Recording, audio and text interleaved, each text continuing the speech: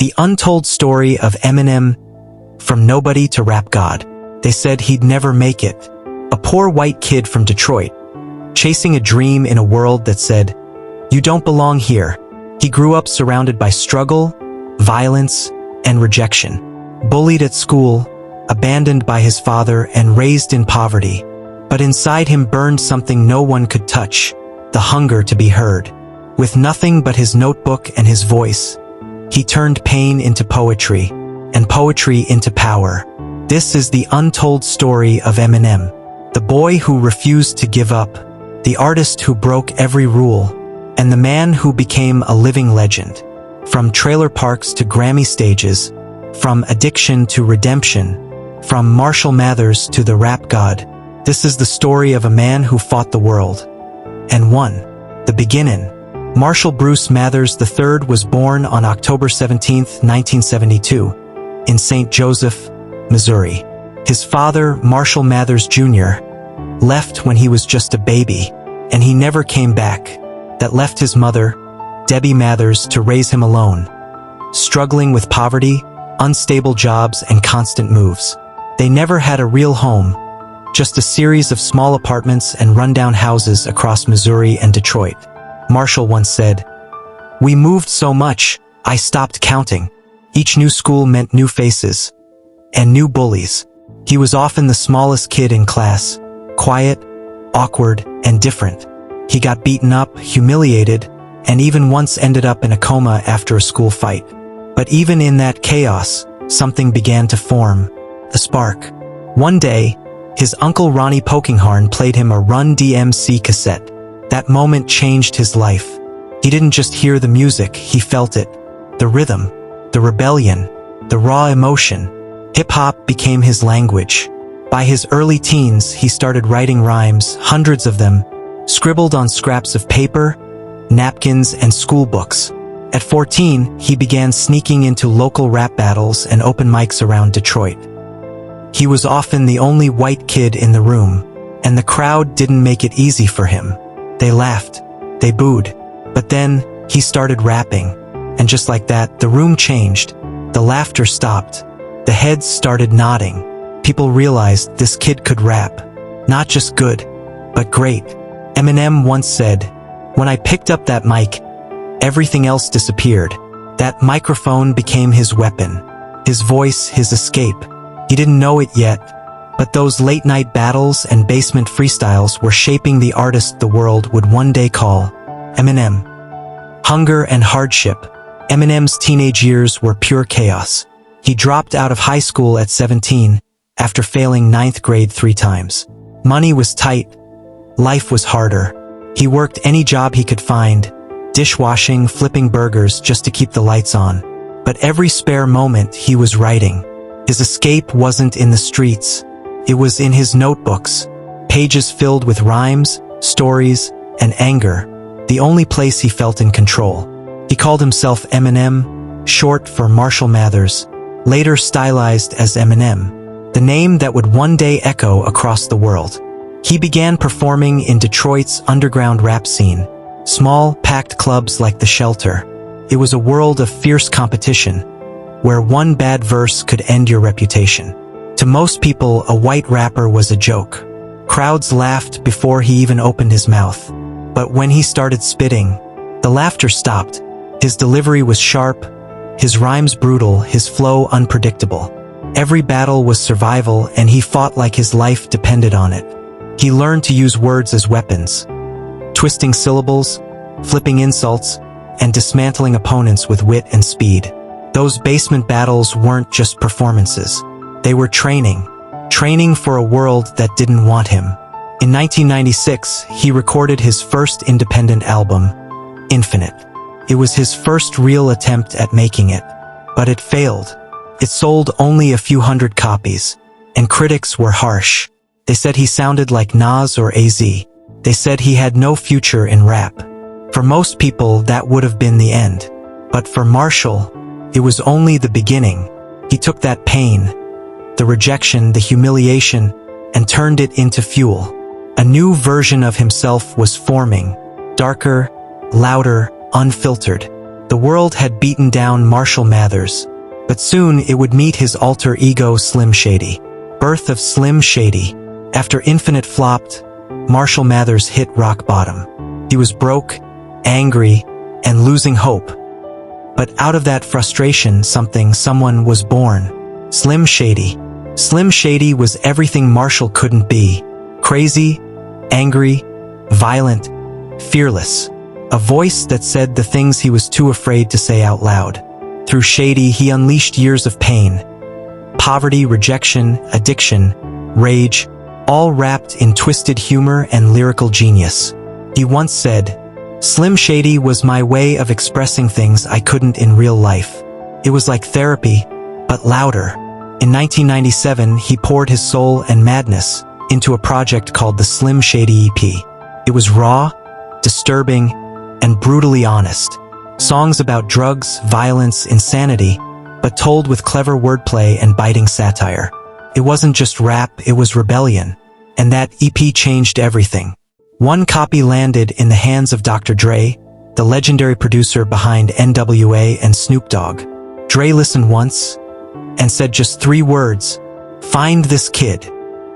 A few weeks later, Marshall, exhausted, broke, and still doubting himself, got a call that would change his life forever. He was being flown to Los Angeles. 2 worlds, one from Detroit's underground, the other from West Coast legend, collided. Within hours, they recorded their first track together. My Name Is. That single introduced the world to Slim Shady.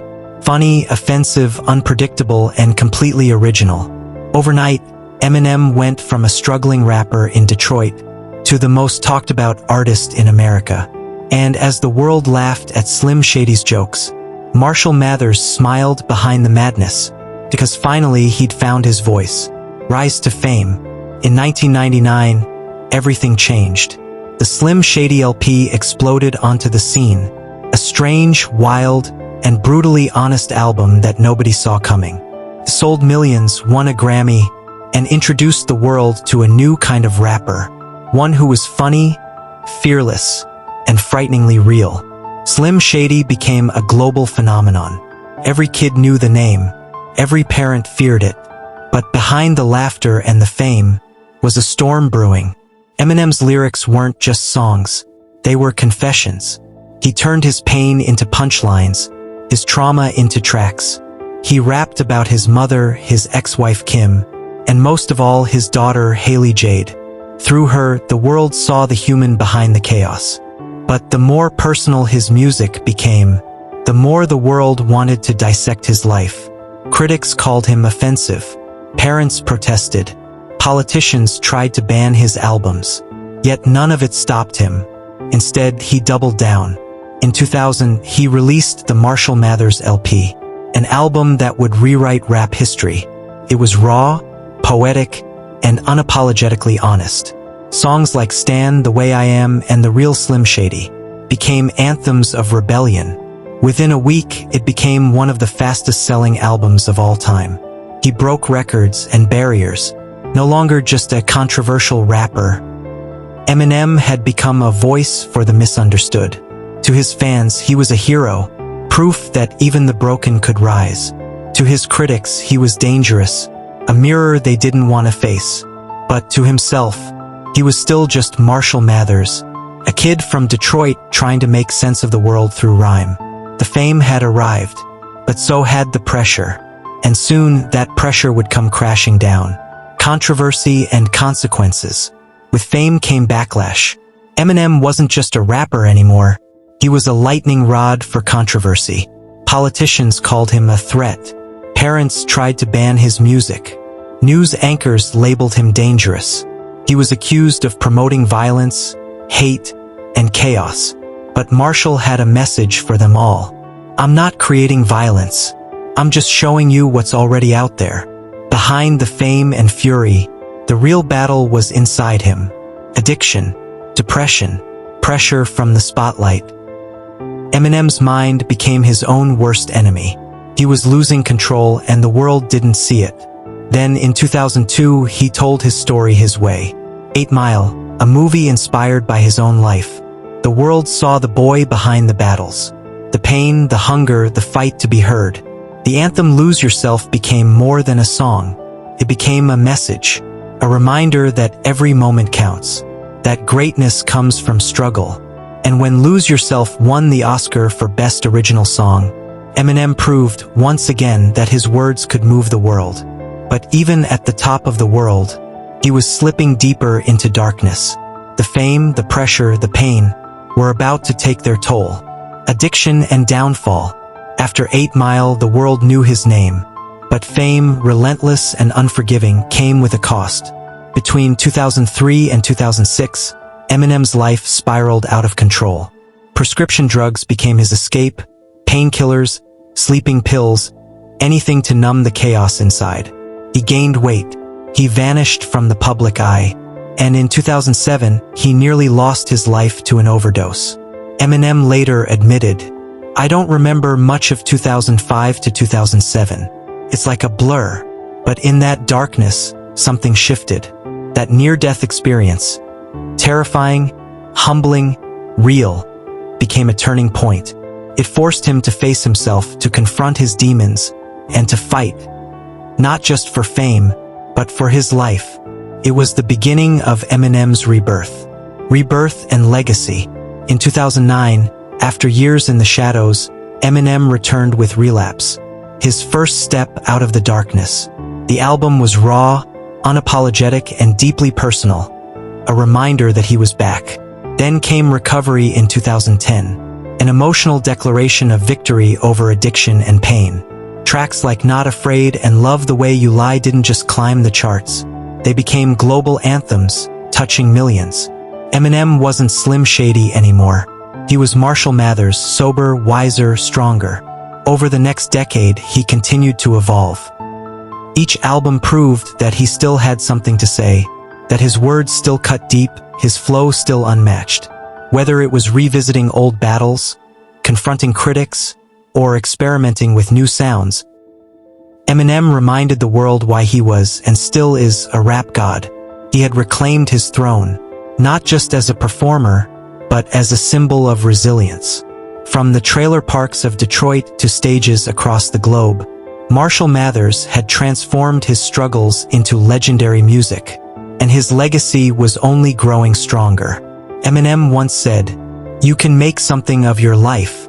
It just depends on your drive." From a trailer park dreamer to a global legend, he fought through pain, rejection, and addiction to become a voice for millions. Every lyric, every verse, every album was a testament to survival, resilience, and raw talent. And that is the story of Eminem, the man who turned his scars into songs and his anger into art that changed the world. If you were inspired by Eminem's journey, make sure to like, comment, and subscribe, because every legend starts somewhere.